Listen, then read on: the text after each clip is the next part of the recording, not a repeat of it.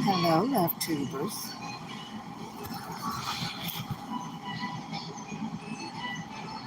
I hope you all had a lovely week. Right? Um, I've been writing up all kinds of deliciousness. I'm about to get stuff prepped for Father's Day for the channels.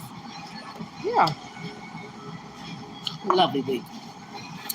If you're on my vocal.media page, make sure you check it out. I have some new stories up for challenges.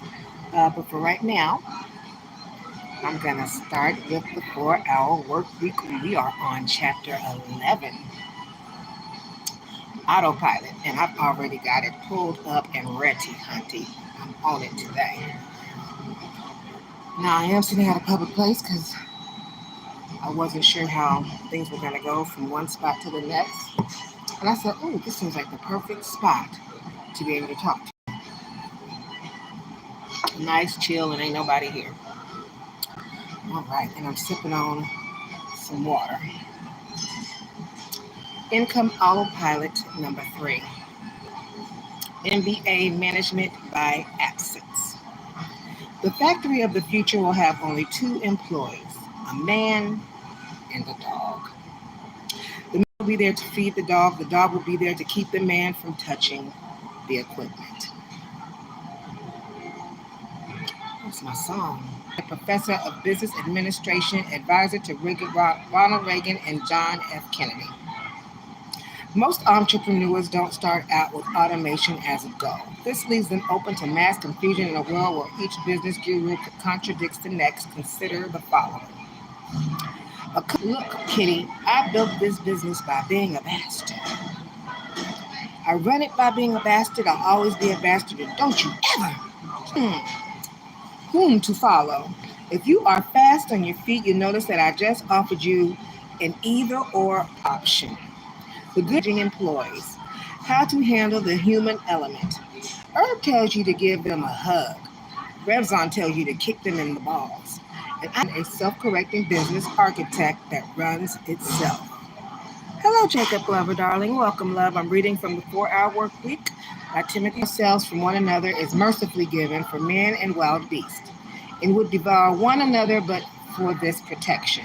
Henry Ward Beecher, U.S.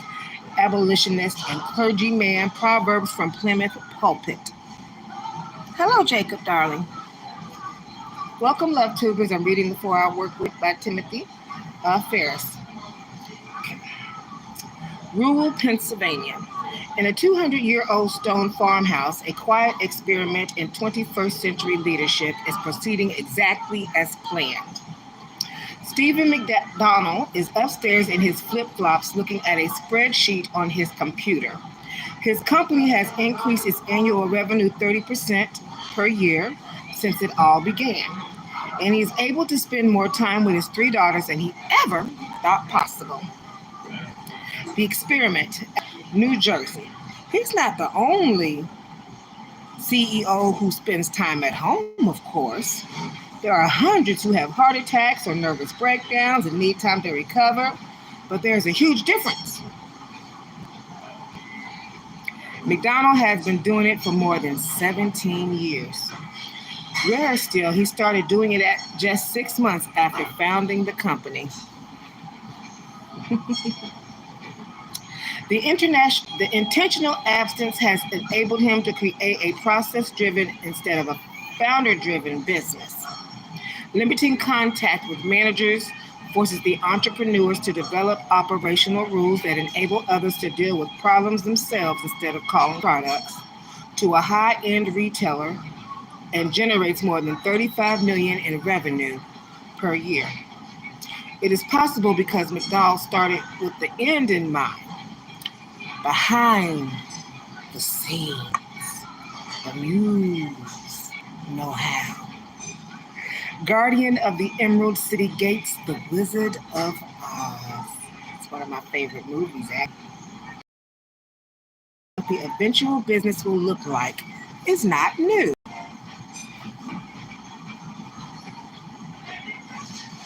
I know from grant writing that is actually a requirement.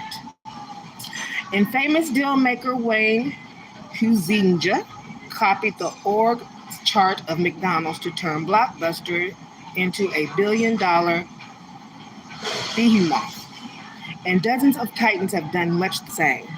In our case, it's the end in mind that is different. Our goal isn't to create a business that is as large as possible, but rather a business that bothers us as little as possible. The architect has to place us out of the information flow instead of putting us at the top of it. I didn't get this right the first time I tried. In 2003, I was interviewed in my home office for a documentary called As Seen on TV. We were interrupted every 20 to 30 seconds with beeping email notification, IM pings, and ringing phones. I couldn't leave them unanswered because dozens of decisions depended on me. If I didn't ensure the trains were running on time and put out the fires, no one would. The anatomy of automation. They provide a 4-hour virtual architect. I don't know if I can blow this up or not. Oh, I can. I'm going to hold it to the screen so you can get a screenshot of it and look at it later if you want to for about 10 seconds.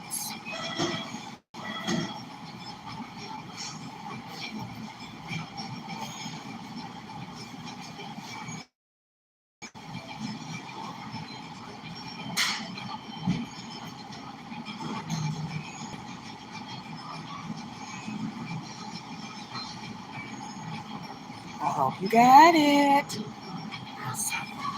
Happy Pride, darling. You gave me a little pride heart. That's so sweet. All right.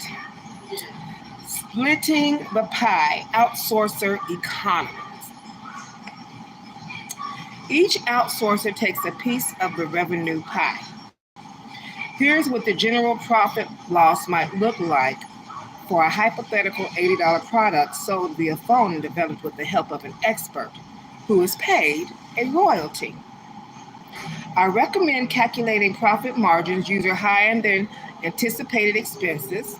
This will account for unforeseen costs, read screw-ups, and miscellaneous fees, such as monthly reports, etc. There is another part of the equation for a screenshot. I'm going to hold that up to the screen as well for about 10 seconds.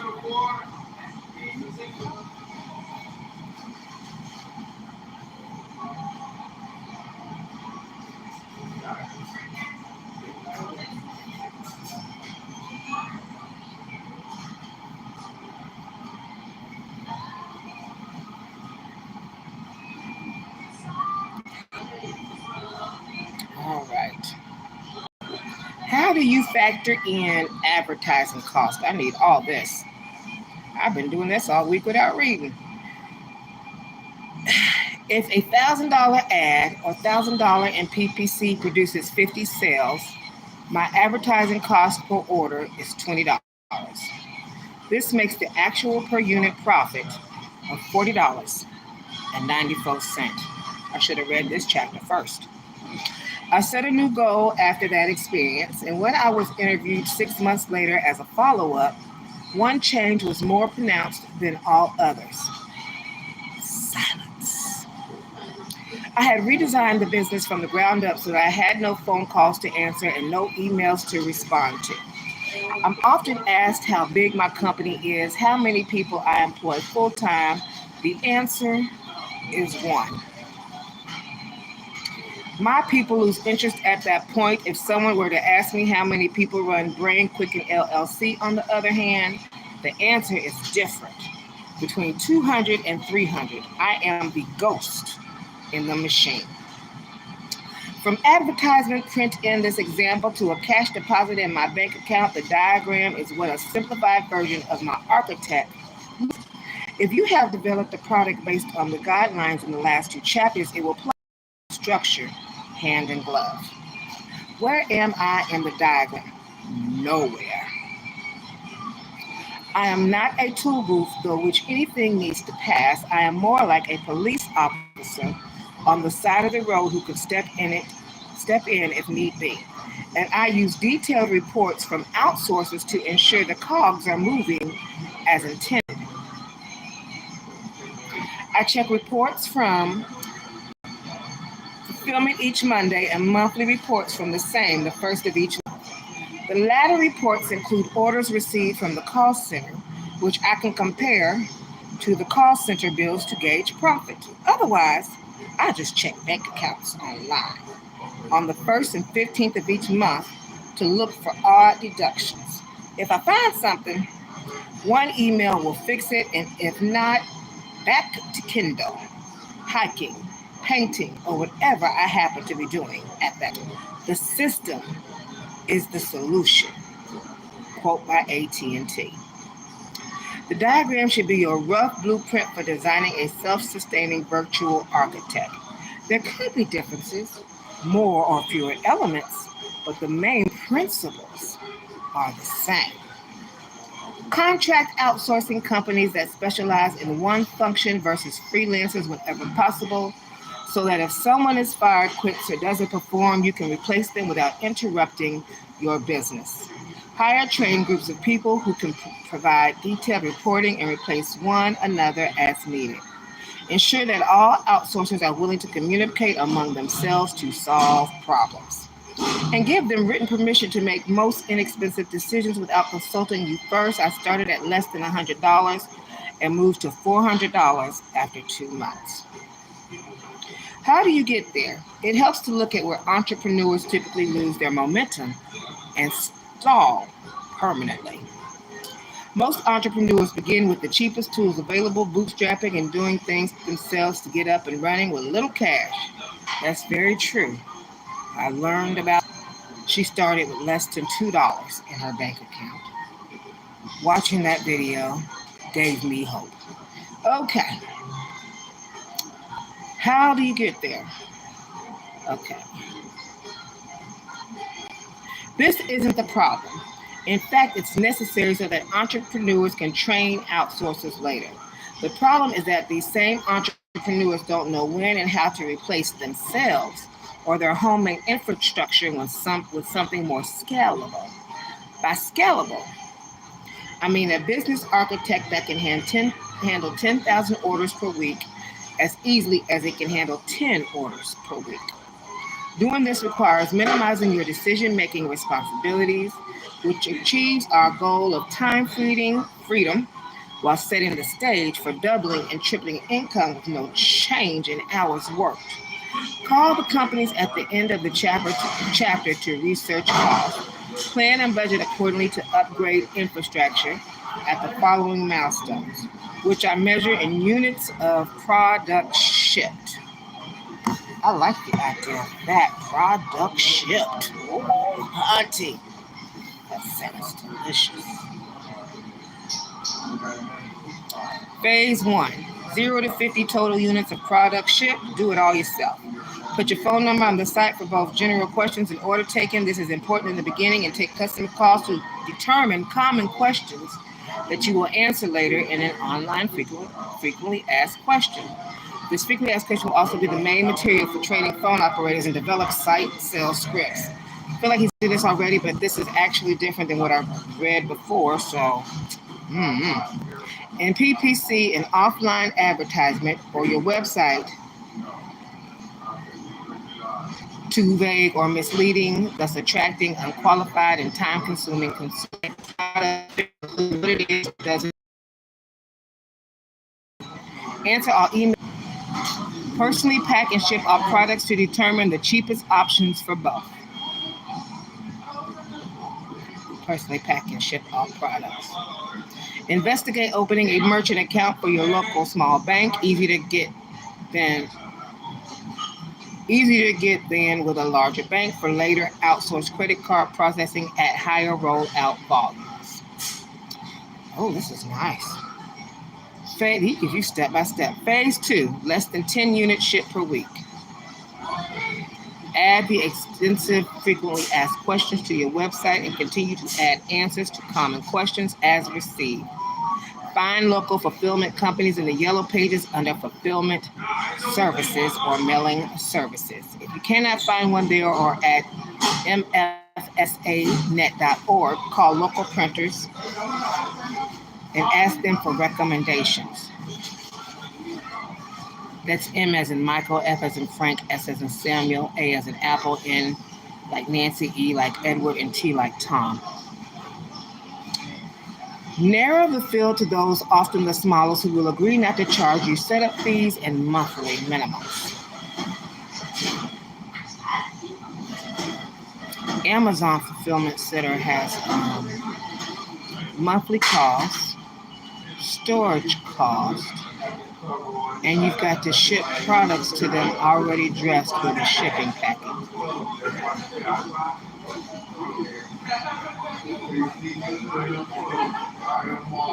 Some people choose to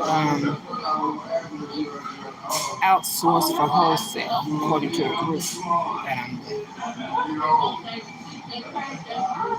But my main purpose is getting my books reviewed and moving out of that altogether. So let's keep going. Limit the candidates further to those who can respond to order status email, ideal, or phone calls for customers.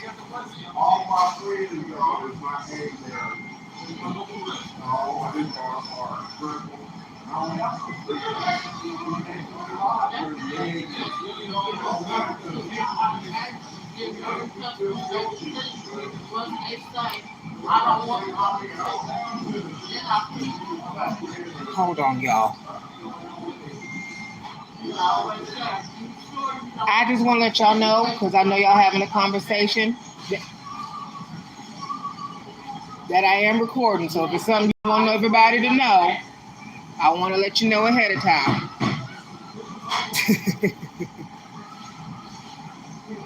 Respectfully. All right. To lower or eliminate miscellaneous fees, explain that you are a... Uh-oh, did I get it right? Limit the candidates further to those who can respond to order status, email, idea, or phone calls from customers. The email from your customer service folder will be provided as copy and paste responses, especially those related to order status and refund request. To lower or eliminate miscellaneous fees, explain that you are a startup and that your budget is small. Tell them you need cash for advertising. That will drive more shipments if needed. Mention the competitive companies that you are considering and pit them against one another using lower pricing or concessions from one to get larger discounts and bonuses from the others. Before making your final selection, ask for at least 3 client references and use the following to elicit the negatives. I understand they're good, but everyone has weaknesses. If you had to point out where you had some issues and what they're not the best at, what would you say? Can you please describe an incident or a disagreement? I expect these with all companies, so it's no big deal and it's confidential, of course. Ask for net 30 terms, payment for services 30 days after they're rendered, after 1 month of prompt payment for their services. It is easier to negotiate all of the above points with smaller operations that need the businesses. Have your contract manufacturer ship product directly to the fulfillment house once you have decided on one, and put the fulfillment house's email. You can use an email address at your domain and forward it, or phone number on the online thank you page for order status questions. We are on page 3, but when I got here, well, nobody here but me for a very long time. As you can tell, we got a few folks here now, and I do want you to be able to hear the rest of the lovely, delicious message with the instructions. Let me go back to my spot.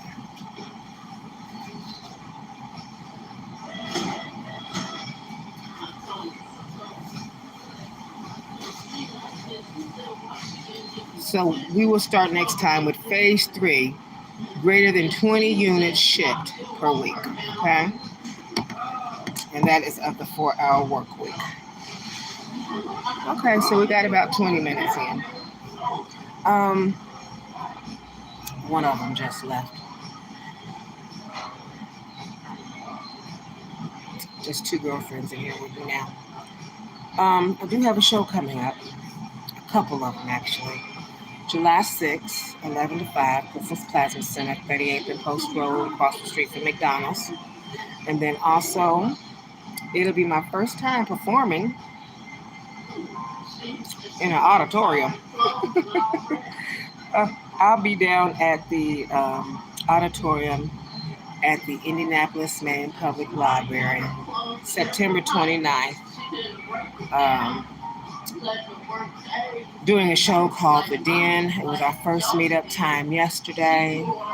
Me getting me to introduced to some of the participants already in it, and I handed my document for it, of course. So I'll give you information as we get closer for that date, and then hopefully I've got another panel discussion coming up. That would be lovely. In the meantime, I am writing a few reviews and on my experiences and some other things. Listen, it's party weekend. I'm about to go get some things ready to turn the heat up on some of these pages. Some of them, not all of them. I've already decided my schedule's full. I'm going to let some of those pages go, and I'm going to keep some of them.